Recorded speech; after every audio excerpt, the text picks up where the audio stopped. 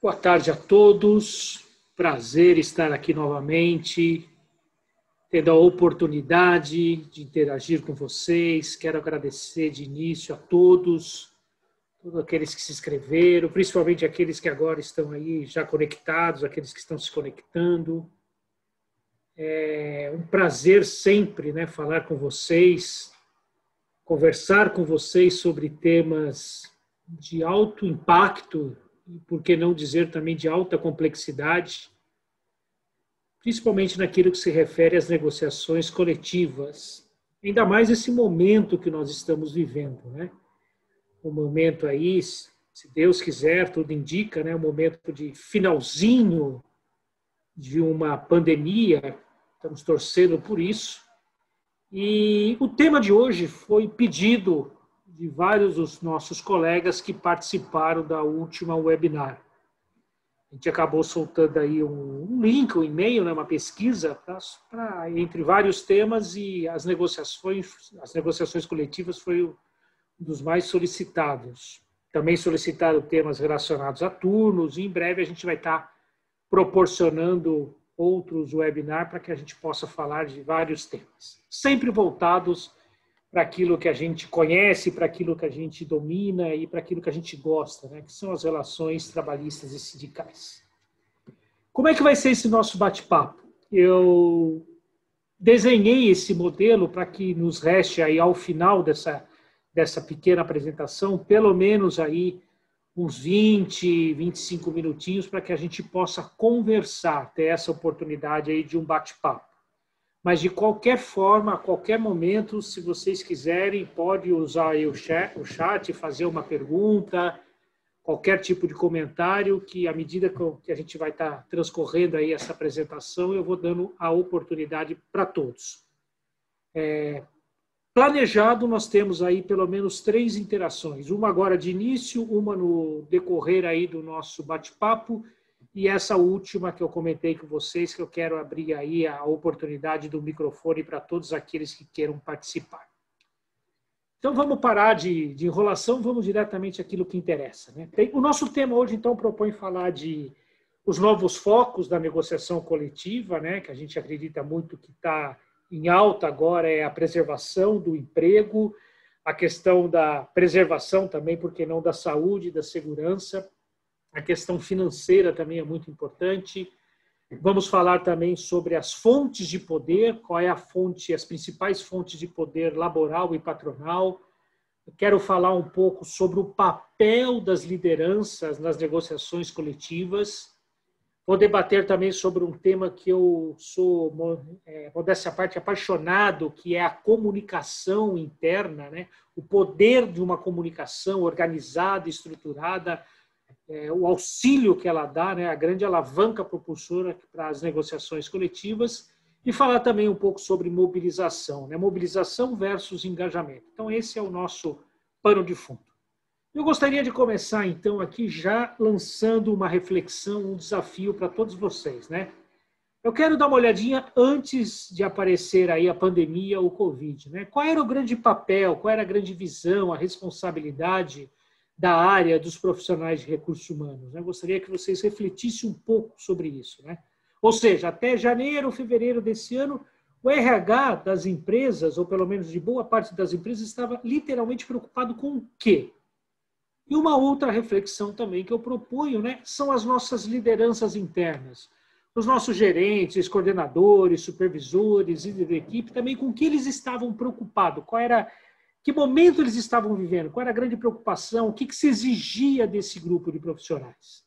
Então, quero trazer aqui algumas reflexões nesse sentido. Tá? Se alguém quiser comentar aí também, fique à vontade.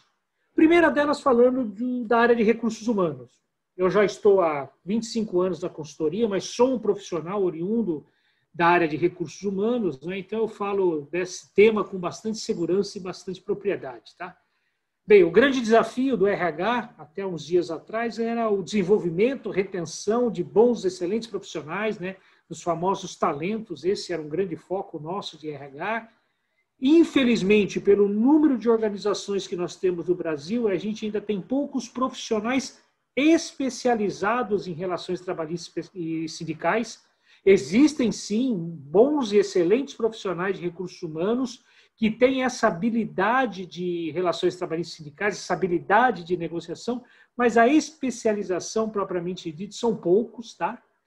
E aí, o que a gente observa também, né, observava, é um distanciamento da equipe de recursos humanos do comando das organizações. Recursos humanos, são poucas as empresas onde o RH é ouvido de uma maneira muito atenciosa, de uma maneira especial, pela alta direção, né, pela presidência, pelos diretores. Tá? Eles são envolvidos a tempo de repente, de uma tomada de decisão dessa empresa de alta complexidade e impacto. Muitas vezes eu observei que o RH ele é envolvido sempre no segundo momento. Tá? Então, esse é um cenário bem simples, bem direto, sobre o que eu observava assim, de uma maneira muito geral sobre a questão de RH. Agora, um outro ponto são as nossas lideranças internas, tá? Que a gente observa uma formação técnica, com uma atuação técnica, sem dúvida, afinal de contas, eles são contratados para isso. Tá? Outro ponto importante é o excesso de atividades burocráticas. É triste você ver um líder de equipe passando horas do seu dia, né, sentado atrás de um computador, planilhas em Excel, apresentações, PowerPoint, relatórios, formulários, né, enquanto ele deveria também dedicar uma boa parte do seu tempo, talvez 70%, 80% do seu tempo diário, em estar lá na produção junto com a equipe, né, ajudando a equipe a buscar sempre melhores resultados, mas as atividades burocráticas estão aí presentes no nosso cotidiano. Tá? Um grande número de contingente. A gente vê aí alguns líderes com 100, 120, 140. Outro dia eu me deparei com um caso que ele tinha 147 subordinados direto. Aliás, ele não tem como cuidar desse grupo todo, né, desse coletivo. Tá? Então, é triste uma situação dessa. Muito ainda focado em resultado e processo. Não é culpa da liderança, eles são cobrados por isso. E pouca capacitação em gestão de pessoas, até por conta de tudo isso que eu falei acima. Né? Então, a gente vê esse perfil das lideranças de uma maneira geral. Mas o que apareceu nesse momento? Tá? O que está trazendo à tona com essas novas negociações? Eu já tenho acompanhado algumas negociações, algumas pautas de reivindicações, e a gente percebe temas novos, né? A questão da preservação do emprego. Eu não estou falando de estabilidade, eu estou falando assim a garantia de postos de trabalho, tá? Esse é um ponto bastante importante que tem aparecido com destaque. O outro dele é a saúde e segurança pessoal e agora familiar, essa extensão entre trabalho e residência, residência e trabalho, né? Esses dois portos seguros que todo colaborador, todo cidadão tem, eles agora estão muito entrelaçados e essa preocupação com a saúde e segurança, ela está indo além dos limites do portão da empresa. E a outra questão também é uma segurança financeira, tá? Por menor que seja, ela sempre vai existir. A gente percebeu aí, né, muitos colaboradores aceitando redução de jornada, redução do salário por conta da preservação do emprego, mas também tendo o mínimo garantido financeiramente, tá? Surgiu aqui uma perguntinha, vocês me dão licença, né? Um colega aqui, Marcos. Boa tarde, Marcos. Relações tribalistas é uma atividade em exceção ou foi relecado em outras atividades? Olha, Marcos, para mim é uma atividade que está ressurgindo, eu diria que é a famosa fênix, né? Estamos ressurgindo com essa atividade. Ela ficou, sim, no segundo plano, adormecida, na minha visão, muito por conta do governo Fernando Henrique, que trouxe umas novas relações entre o capital-trabalho, tá? O real, o plano de participação nos lucros e resultados. Depois nós tivemos aí governo Lula, né? Governo do PT, que também tivemos um outro momento dessas relações, mas de uma certa forma dentro de uma paz, de uma tranquilidade, ok? E agora, né, nesse momento que nós estamos vivendo, o profissional de relações trabalhistas sindicais ele está retomando a sua importância dentro de uma organização. Tá? E eu concordo plenamente aqui com o Sérgio Oliveira, boa tarde também, Sérgio, né, que se torna cada vez mais essencial essa atividade nas empresas. Eu circulo, né, agora virtualmente, mas eu circulo em inúmeras organizações, grandes organizações do nosso país, e eu percebo claramente a diferença de uma empresa que tem um profissional de relações trabalhistas, de uma empresa que tem um profissional de recursos humanos acumulando a função de relações trabalhistas e de uma empresa que só tem um profissional de RH. A gente sente claramente essa diferença. Tá? Todos são importantes, mas eu acho que está chegando a vez aí desse profissional de relações trabalhistas sindicais. Voltando aqui, então, obrigado aos colegas que estão participando, né? Voltando aqui para esse assunto, tá? Eu gostaria de trazer agora quais são as fontes do poder sindical, aonde o sindicato ganha força. E observem que aonde o sindicato ganha força é porque as empresas dão essa oportunidade, tá? Por exemplo, falhas empresariais, questões éticas, de conduta. Não estou questionando os valores, os princípios de uma organização, não é isso. Mas é muitas vezes aquilo que está escrito numa política, aquilo que está escrito como um valor, como uma missão da empresa, se aquilo realmente acontece na prática. Vou dar um exemplo muito simples, né? Mas infelizmente a gente observa por aí, né?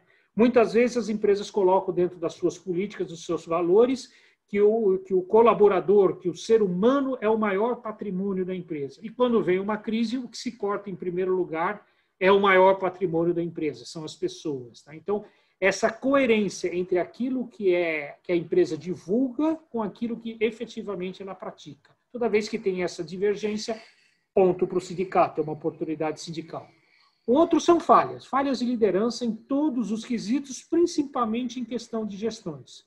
A maioria dos passivos trabalhistas, eles começam lá na operação, lá numa atividade muito simples, naquele quebra-galho, né?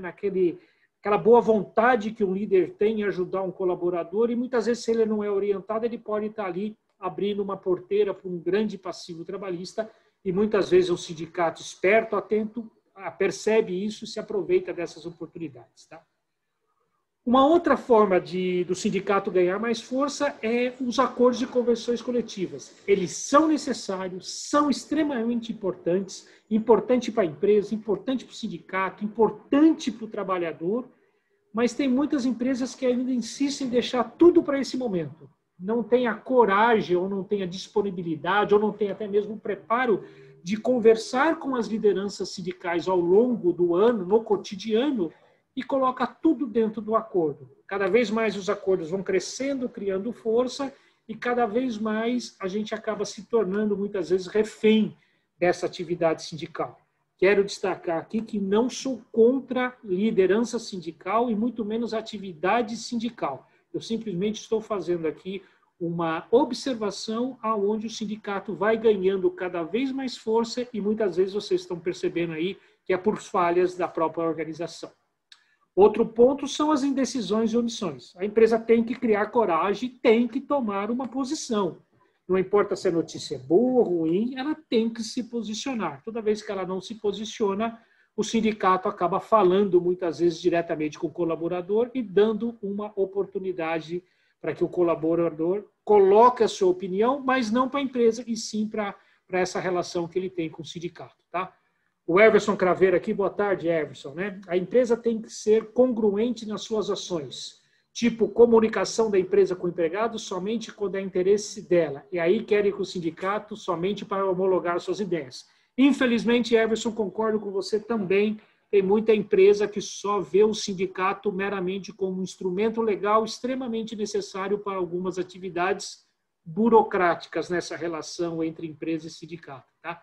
Dá para se ter, sim, um relacionamento sadio, que a gente chama de uma agenda positiva, e um relacionamento muito mais íntimo, né, com as lideranças sindicais. Basta ter esse preparo, essa coragem e abrir esse diálogo de uma forma bastante harmoniosa. Com respeito, com diálogo e bastante harmoniosa. Outro é o distanciamento da empresa, né? Foi o que eu já disse anteriormente, deixar para falar com o sindicato uma vez por ano, a pauta vai estar grande, tá? E também, por último aqui, rodadas de negociações com concessões crescentes. É o famoso aperta que a gata mia.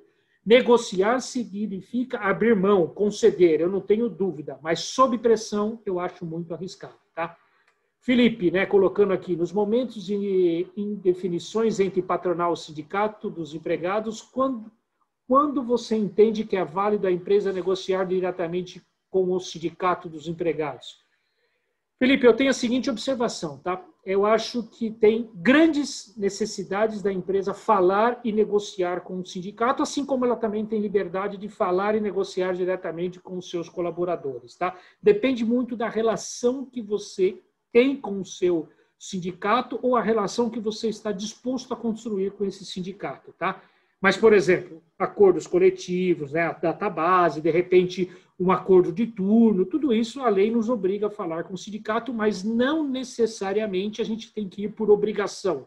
Nós podemos ir, sim, na busca de um entendimento e de um diálogo. Mas o que eu quero destacar é o seguinte, nós não podemos que, não importa se eu estou negociando com o sindicato, mas eu estou negociando com o sindicato para o trabalhador, para o colaborador. Eu acho que é aí que está a grande essência, né?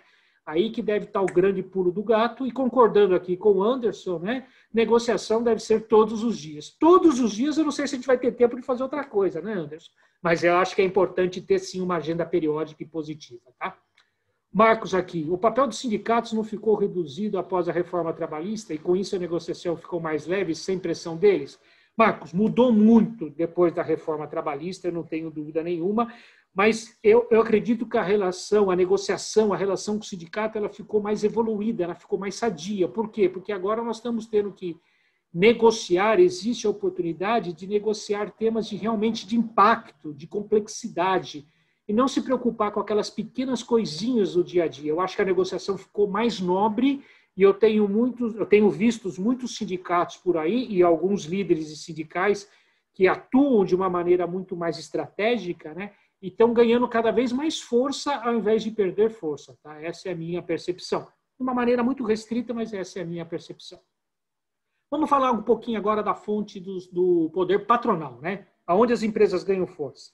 Plena confiança dos colaboradores, uma liderança interna preparada, controle do ambiente, relacionamento respeitoso, mais firme, acho que isso é importantíssimo, cumprir a lei, eu sei que é difícil a gente cumprir a nossa legislação trabalhista, mas nós temos que fazer o possível para que isso ocorra. Não se deixar abater, levanta, né? Aquele velho ditado, sacode a poeira, dá a volta por cima, é o grande caminho, tá? Questionar judicialmente tudo aquilo que ela julgar necessário. A justiça está aí para todos, para o sindicato, para os colaboradores e também para a empresa. Eu acho que esse é um bom caminho. Quando não há diálogo, às vezes é o único caminho. Eu ainda sou a favor do diálogo. Tá? Uma estratégia de comunicação junto aos colaboradores e também, como eu disse, negociar significa conceder algo, tá? Mas tem que ser planejado para não criar precedentes indesejáveis. E aqui agora vem mais uma oportunidade, aí mais uma perguntinha, né? Pode até colocar o número aí no chat, né? Desses daqui, quais são os mais impactantes, os que dão mais resultados, os mais eficazes? 1, 2, 3, 4 até o 9, né? Gostaria de ouvi-los aí. Por favor, quais desses é os que geram maior impacto positivo para uma empresa dentro de um ambiente de negociação? Ok, Felipe, número 1, número 2. Ok, ótimo, tá? 8. Maravilha, 2, 2, 2, opa, que maravilha. Pessoal, eu acho que nós estamos bem conectados, tá? Na minha percepção, é esse aí, Priscila. 2 e 8, esse eu também concordo plenamente. Uma liderança minimamente preparada e uma estratégia de comunicação com os colaboradores, eu não tenho dúvida nenhuma que todos são essenciais, mas esses dois são os prioritários, tá? Obrigado aí para o pessoal todo que está colocando os números aí, participando na tela. Muito bem. Evoluindo um pouquinho no nosso tema, né? Como é que existe hoje essa mobilização sindical, tá? Eu admiro, reconheço os líderes sindicais, pelo menos aqueles líderes sindicais que eu tenho um relacionamento um pouco mais próximo, né? Eu admiro muito a capacidade de mobilização, tá? Por quê? Porque eles conseguem trabalhar a mente coletiva, tá? Sim, Juarez. O Juarez fez uma perguntinha aqui, se nós estamos gravando sim, depois a gente vai disponibilizar o link, tá? Fique tranquilo. Mas voltando aqui à questão da mobilização sindical, né? O segredo está na mente coletiva. E os nossos colegas sindicalistas são ótimos nisso, né? Como é que eles fazem para mobilizar as pessoas? Através da mente coletiva, né? O indivíduo talvez seja difícil, mas o coletivo é mais fácil. Eles pegam grandes insatisfações que a própria organização gera no cotidiano e transformam em grandes desejos. Esse é o segredo, tá? Então, tudo aquilo que a empresa acaba cometendo um equívoco, um erro, deixa ou quer empurrar para baixo do tapete, é a grande oportunidade de se transformar em um desejo aos colaboradores. Com uma liderança sindical bem articulada, ele consegue mobilizar as pessoas em prol de algo, tá? E como é que a gente faz para buscar o engajamento? Eu até diria para dar uma desmobilização nisso tudo, tá? falar a verdade direta com os colaboradores, não importa a situação. Ou seja, eu tenho que diminuir insatisfações e desejos através do diálogo. Né? Reunir as pessoas, o líder ser capacitado para isso, se ele não tem a capacitação, que o gerente assuma isso junto com ele, que o RH assuma esse papel junto com ele, né? O Relações Trabalhistas assuma, e abre o jogo, falar aquilo que pode ser dito de uma maneira muito clara, muito simples, transparente, nivelar por baixo, usar uma linguagem que todo mundo entenda. Abrir o jogo com as pessoas é a melhor forma de buscar o engajamento. Tá? Então, isso eu acredito muito. Então, eu estou indo agora para o tema que é a comunicação. Eu acredito muito nisso. Tá? E o líder tem um papel fundamental. Primeiro, né? Qual é o papel do líder nesse momento de negociação? Vamos imaginar que nós estamos entrando numa database, tá? Tem que reunir toda a liderança e passar para eles esses caminhos, né? Que eles sigam essas pequenas orientações. Primeiro, controle o ambiente interno. Fique atento a qualquer boato. E lembra que o boato hoje ele é verbal e ele também está lá virtualmente acontecendo, tá? Tem que ficar atento a isso, tá? E não permitir que boatos circulem livremente. Não é colocar... Aqui ninguém pode conversar, não é nada disso. Mas surgiu um boato, identificou, checa se é verdadeiro ou não, né? Usando o linguajar de hoje, se é fake ou não. E se não for verdade, tem que reunir a equipe e falar, olha, esse boato que está acontecendo não procede, não é verdadeiro, e explicar todas as questões, tá? Okay? Outro ponto importante, orientar a equipe para analisar tudo, analisar o que o sindicato está dizendo, o que a empresa está dizendo, o que o mercado está dizendo e agir com responsabilidade. Dar uma atenção especial a todos os sistemas de comunicação, proporcionar boas condições de trabalho. Aqui é responsável do lado do líder e daqueles ocupantes de cargos que são os responsáveis por serviços ao pessoal, né? Ambulatório, refeitório, transporte coletivo, tudo tem que funcionar direitinho o ano inteiro e também na época de negociação coletiva, né? Manter a equipe informada sobre as negociações, tá? Agir sempre de maneira coordenada e segura, não coagir, não ameaçar, não ter atitude radical, não se ausentar da equipe por períodos prolongados. Eu costumo orientar meus clientes. Mês de negociação coletiva, a liderança não sai de férias. Tem que estar na empresa o máximo possível, tá?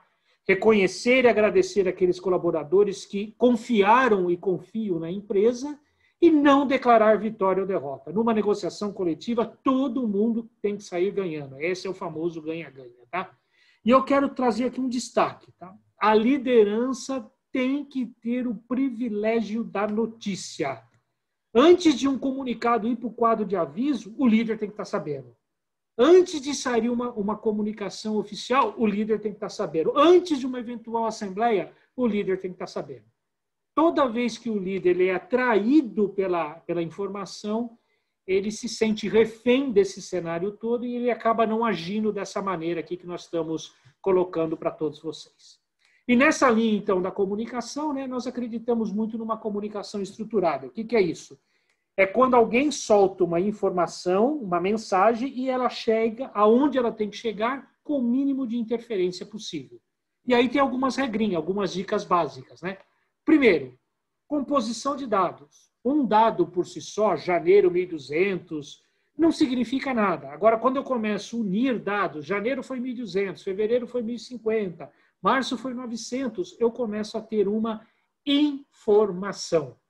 Aqui cabe uma observação. A maioria das empresas são ótimas em passar informações aos seus colaboradores e às suas lideranças. Mas o que toca na comunicação não é a informação, é a mensagem. É aquilo que a informação gera, aquilo que a informação transmite para as pessoas. Tá? Se você olhar, por exemplo, pegar um jornal do sindicato e um comunicado oficial da empresa, você vê a grande diferença. O jornalzinho do sindicato ele vai direto na mensagem. Empresa enrola nas negociações. A mensagem está clara, está enrolando. De repente, um comunicado da empresa, né, sobre as negociações, ela vai dar um monte de informação de como é que está sendo o processo de negociação. E isso acaba não sendo assimilado pelo trabalhador. Mas o mais importante, né, o ideal seria passar mensagem, mas na falta da oportunidade de passar mensagem, não fique calado. porque o não comunicar também transmite alguma coisa e isso é muito mais, desculpa, preocupante. O não comunicar geralmente gera um impacto negativo. Então, a empresa tem que se posicionar sempre. Tá?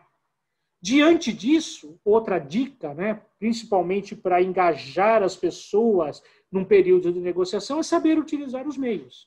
O meio escrito oficializa, o verbal provoca entendimento, o audiovisual motiva, o eletrônico oficializa, mas se vocês observarem, né, o entender está presente em todos. Então, a comunicação ela tem que ser clara o suficiente para provocar o entendimento, uma reflexão nas pessoas, em especial os colaboradores. Tá? Então, esse é o grande foco. E aí, o que eu coloco como sendo uma boa comunicação estruturada? Aquela que consegue legitimar, tem algo escrito, que promove o entendimento, liderança, gerente, recursos humanos, relações trabalhistas, conversando com as pessoas, explicando, né? E motivando, certo? Mostrando realmente aquilo que é possível para que eles se motivem a participar de uma eventual assembleia com responsabilidade. Responsabilidade significa o quê? Erguer a mão a favor ou contra uma eventual proposta, mas por uma análise, por um entendimento individual e não deixando-se levar pelo coletivo. Outra dica fundamental para se ter uma boa comunicação é explicar realmente o que ela quer, quais são os argumentos necessários, como é que eu vou despertar o interesse das pessoas e como é que eu vou checar se a mensagem foi realmente entendida e assimilada. Então, seguindo essa regrinha, esses 4 passos, usando uma linguagem simples, direta, ponto final, fazendo frases curtas, você consegue realmente levar uma mensagem aos colaboradores, tá? E a grande mensagem que eu quero deixar para vocês, né, nesse finalzinho do nosso bate-papo, é o seguinte: negociar com o sindicato, mas sempre com foco no colaborador. Tem uma grande diferença e uma sutileza muito importante. Negociação, então, de forma eficaz. Né? O que eu acredito e acredito muito. Tá? Nós temos aqui o clima ao longo do tempo. E a data base, tá? Geralmente as coisas se aquecem um pouco mais.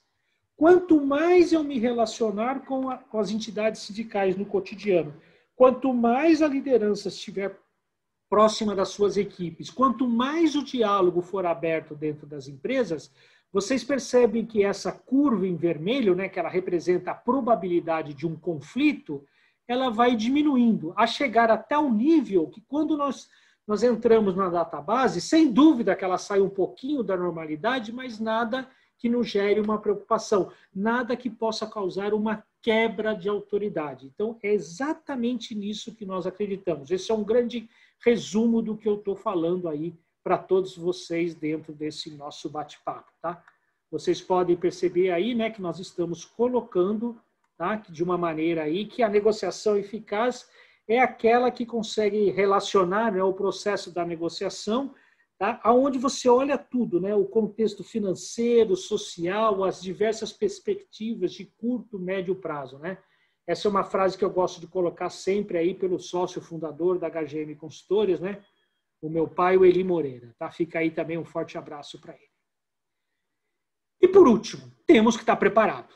A gente tem, ao longo, né, desses quase 35 anos aí de consultoria, nós criamos um kit de negociação coletiva, tá? É um kit que vai desde redefinir ou definir estratégias e diretrizes de negociação, envolver a liderança, formadores de opinião, preparar a comissão negociadora, tá? Desmistificar o processo da negociação, aí entra muito de comunicação, tá? Um plano de comunicação exemplar, o valor da relação com a empresa, né? O quanto vale estar empregado nos dias atuais, colocar na balança esse devido valor, ter um plano B, se a coisa fugir do controle, tem que ter um plano de contingência, né? Identificar todas as oportunidades e vulnerabilidades, tá? E encarar a negociação como um processo. Então, exige planejamento, exige dedicação. Inclusive, nós vamos, até o final dessa semana, para todos vocês que estão aí participando, nós vamos enviar um e-mail, né, para pedir o feedback de vocês, como é que está sendo esse nosso bate-papo aqui. E aí vamos anexar também nesse e-mail, tá, mais informações sobre esse kit de negociação coletiva aí, como sendo um bônus aí para todos vocês que estão prestigiando, ok? E agora eu queria aqui abrir, né, dentro aí do planejado, tá, temos ainda tá? Eu tenho mais tempo, todo o tempo aí que for necessário, mas dentro do combinado, nós temos 15 minutos para um bate-papo. Tá? Eu gostaria aí que aqueles que quiserem conversar, é só erguer a mãozinha aí, né? Usando aquele recurso do erguer a mão, tá? Eu acho que fica mais fácil aí para a gente começar no bate-papo. Aqueles que quiserem fazer alguma pergunta, algum questionamento, fiquem à vontade. Eu estou aqui à disposição de vocês, tá? Só vou abrir aqui o meu bate-papo aqui para que eu possa enxergar.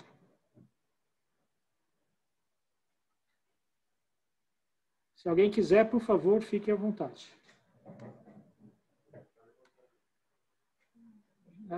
Alguém levantou a mão, né? Suzane, por favor, Suzane, se quiser falar algo, fique à vontade. Oi, boa tarde. Vocês estão me ouvindo? Estou te ouvindo bem, pois não. Então tá bom. Eli, um prazer estar aqui com vocês. Tá?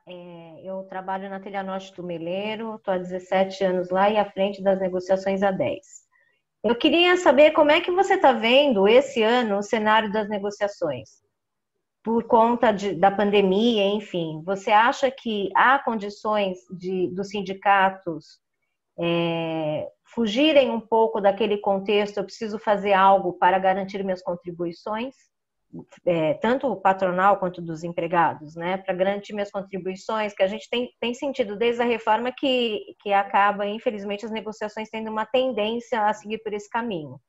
Então, eu queria saber o que você acha? Você acha que vamos conseguir negociação zero ou uma renovação de convenção coletiva seguindo as mesmas cláusulas sem nenhum reajuste econômico?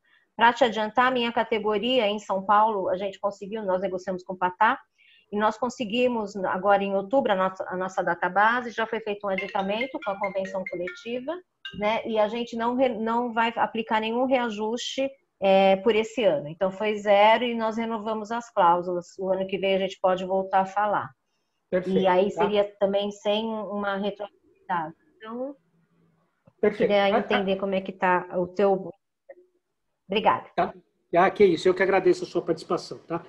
Bem, eu tenho visto o seguinte, a grande maioria das negociações que eu acompanhei até o momento, tá? Quando se fala em reajuste, está se falando em algo muito próximo, né? Ou até no máximo o INPC, que está relativamente baixo, né? Se a gente for olhar em comparação aos anos anteriores. Tá? Outro ponto que eu gostaria de destacar é o seguinte, está tendo-se uma responsabilidade compartilhada tanto por parte das lideranças sindicais quanto por parte das empresas, aonde a preservação do emprego ela é extremamente importante, mais do que simplesmente um reajuste salarial, a questão da segurança da saúde desse colaborador e dos seus familiares. Tá? Então, é isso que eu tenho observado. As grandes categorias começam agora a negociação, né? Grandes categorias, não desrespeitando as outras, mas eu estou falando que agora a gente entra, por exemplo, autopeças, metalúrgico, algumas categorias que geralmente nesse finalzinho de ano é que ditam as regras da negociação. Tá? Mas eu tenho uma perspectiva que essas grandes categorias não vão praticar nenhum tipo de reajuste, vamos dizer assim, que chame a atenção. Vai ficar algo muito centrado e muito modesto. Também não acredito no reajuste zero, tá? Isso eu também não estou acreditando. Talvez postergar o reajuste para no começo do ano, algo assim, tá? Mas eu não acredito no reajuste zero. O que eu observei das negociações, através, por exemplo, da tabela da FIPE, o salariômetro, né? Que envolve muitas negociações, inclusive de categorias muito pequenas. A última informação que eu tive é que 62% dos acordos e convenções que foram realizados deram acima do NPC, mas só a título de arredondamento. Então, eu não vi algo muito mais sério do que isso. Obrigado. Bruno, boa tarde. Por favor, quer comentar algo? Boa tarde, Eli.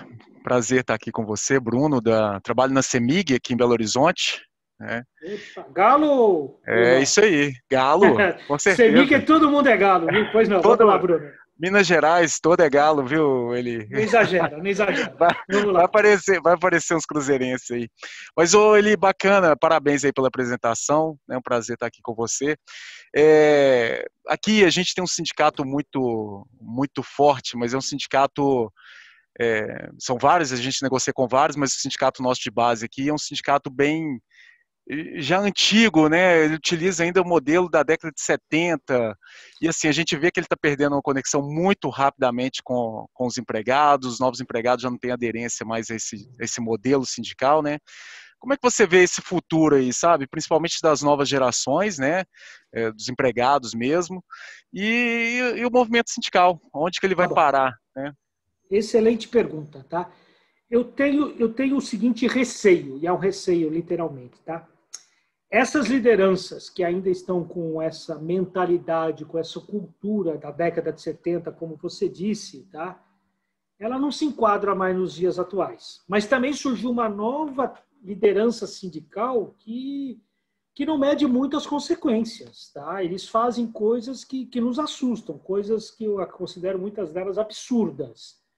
Então, nesse cenário que a gente tem hoje, de repente uma liderança muito antiga e uma liderança nova que fazem coisas, eu não estou criticando nenhum sindicato, mas eu vejo muitas ações sem grandes responsabilidades, e a gente entendendo que a grande população hoje que está dentro das organizações é formada basicamente por jovens, a minha preocupação é, o jovem vai olhar, olhando na figura do sindicato, ele vai olhar e vai falar, não é esse líder sindical das antigas que me representa, mas também não é esse cara que está aí como opositor que me representa. Então, pode ser, Bruno, que surja uma terceira linha de liderança sindical. O jovem pode buscar uma autorrepresentação. Eu já vivi isso num caso, há algum tempo atrás, em Santa Catarina, lá em Joinville, né? Tinha um sindicato muito antigo, uma liderança sindical muito antiga, e aí um grupo de novos colaboradores olharam e falaram, não, ele não me representa. E eles criaram uma chapa contrária para se autorrepresentar numa eleição sindical. É lógico que a chapa antiga acabou ganhando, né, por uma série de, vou dizer assim, até por uma credibilidade que eles tinham, mas eu vejo isso como sendo uma perspectiva, tá? O João aqui fez uma perguntinha pelo chat, né, rapidinho. Obrigado, viu, Bruno?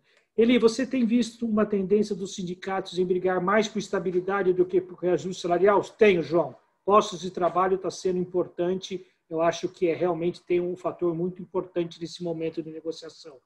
Um outro colega aqui, que desculpa, eu não consigo ver o nome, né? Você acredita que no fim da pandemia, se é que acabará, vai de fato retomar uma economia de modo que as negociações voltem a ser acirradas?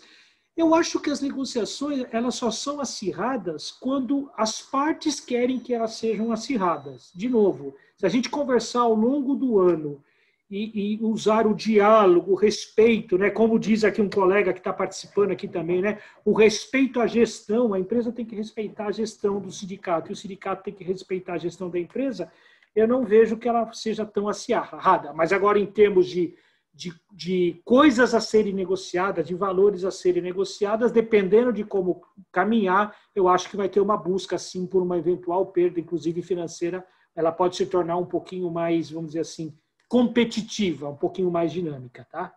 O João Paulo aqui também está colocando aqui, com o novo cenário das negociações, as empresas podem adotar um viés de sobrevivência do negócio com negociações?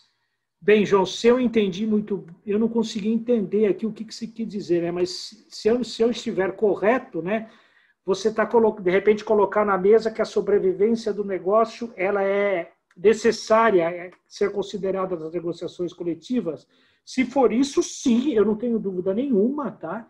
Hoje, as empresas são geradores de postos de trabalho, têm que continuar sendo geradoras de postos de trabalho.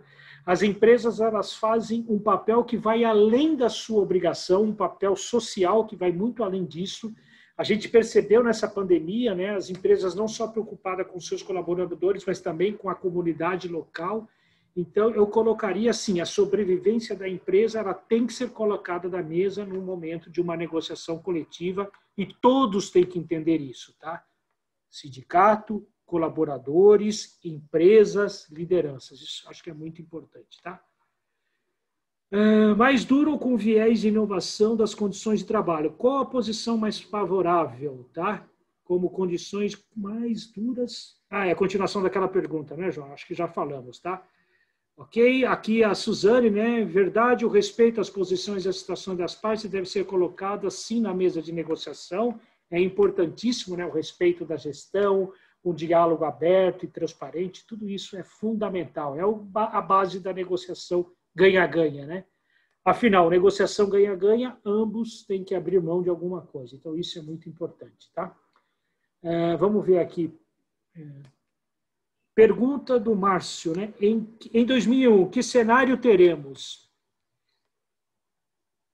Difícil, viu, Márcio? Tá? Eu acho que nós teremos um cenário muito similar do que nós temos hoje. Eu acho que a retomada da economia ela vai demorar, mas eu creio que as pessoas estão criando novos valores, e eu acho que esses novos valores farão parte, né, de uma maneira muito mais acentuada das negociações coletivas, tá? De novo, dinheiro é extremamente importante, tá? Mas a database não é a única oportunidade que o colaborador tem de ganhar dinheiro. Ele tem outras oportunidades. A meritocracia, promoções, planos de participação nos lucros ou resultados. Então, eu vejo as negociações elas com um pouco mais de frequência, tá? E negociando coisas de muita mais complexidade. Vai se dar muito mais importância, por exemplo, na negociação de um turno, de uma jornada de trabalho, a negociação de um plano de participação nos lucros ou resultados. Eu creio que a database ela vai ser mais no piloto automático, né? Não menosprezando nada disso, mas se a gente fizer a lição no cotidiano, vai sobrar pouca coisa para a database. E aí o que vai ficar para a database, inevitavelmente, vai ser um eventual reajuste salarial, tá? É nisso que eu vejo, que eu acredito, tá? Muito bem, a Fátima, né? Com a reforma trabalhista, você acha que houve um enfraquecimento dos sindicatos, já que deixou de ser obrigatória a contribuição sindical? Eu vejo dois cenários, tá? Primeiro, financeiramente, sem dúvida, eles ficaram enfraquecidos. Pô, é só você imaginar a sua empresa perder a receita do dia para a noite, tá? Não vou nem discutir outros pontos, tá? Então, financeiramente ficaram muito enfraquecidos. Mas, ao mesmo tempo, tem um grande número de líderes sindicais que se reinventaram. E eu acho que eles conseguiram mostrar, retomar a essência do sindicato, né? Aquela essência da preservação, de representar o colaborador naquilo que ele não se sente representado individualmente. Então, teve grandes líderes sindicais que cresceram nisso tudo. E a pandemia foi um excelente laboratório. Você viu a importância de sindicato e empresas estarem unidos em prol de algo maior, que era a sobrevivência das pessoas, a saúde das pessoas, a sobrevivência do emprego. E você viu que quando o sindicato e a empresa tiveram assim, o mesmo viés, olharam todo mundo com o mesmo foco para o negócio, para o colaborador, a gente viu acordos fantásticos sendo realizados, tá? Então, isso é, sem dúvida, mérito das lideranças sindicais e dos profissionais de relações trabalhistas sindicais dessas empresas, tá ok? Muito bem, vamos ver aqui o Everson de Paulo, né? Só um minutinho, Everson, que eu vou tentar ler a sua pergunta, tá? Levar à mesa de negociações reivindicações que deveriam estar sendo dirigidas aos administradores públicos é um mal necessário para o trabalhador, para o sindicato e para a empresa. O que não costuma acontecer, infelizmente, é uma parceria dessas três forças, né? Trabalhador, sindicato e empresa atuando junto ao poder. É verdade, tá? Entendi aqui a sua pergunta, né? Eu diria para você que nós temos 4 atores na negociação coletiva, tá? É empresa, sindicato e colaboradores. E o quarto autor, ele deveria ser, como a própria situação já é, né, a última instância. Então, quando entra essa última instância, né, alguém falhou nesse tripé.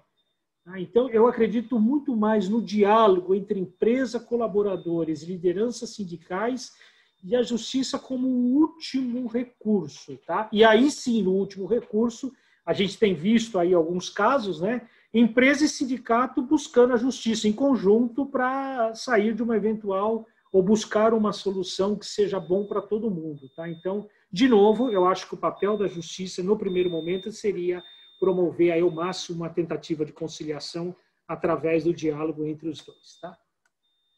Ok. Se alguém tiver mais alguma questão, quiser erguer a mão, fique à vontade, porque em respeito a todos vocês, já são aqui, conforme combinado, 16h45. Eu quero agradecer de coração a participação de todos. Né? É muito bacana estar aqui com vocês, né? Sentindo essa oportunidade de estar com vocês, da gente estar participando junto, né, de todo esse momento, desse cenário todo que nós estamos vivendo, contribuir com vocês na formação, ou pelo menos na reflexão, né, dos profissionais de recursos humanos, de relações trabalhistas, da liderança. Em breve, aí, ainda na primeira quinzena de outubro, nós queremos realizar mais um webinar. Como eu disse, nós vamos estar encaminhando a todos vocês aí, só para ter um feedback e mais informações sobre aquele kit de negociação. Agradeço, então, a todos, desejo uma excelente tarde, uma ótima semana, um bom finalzinho de mês e espero rever todos em breve. Muito obrigado e obrigado aí pela participação de todos vocês. Até a próxima.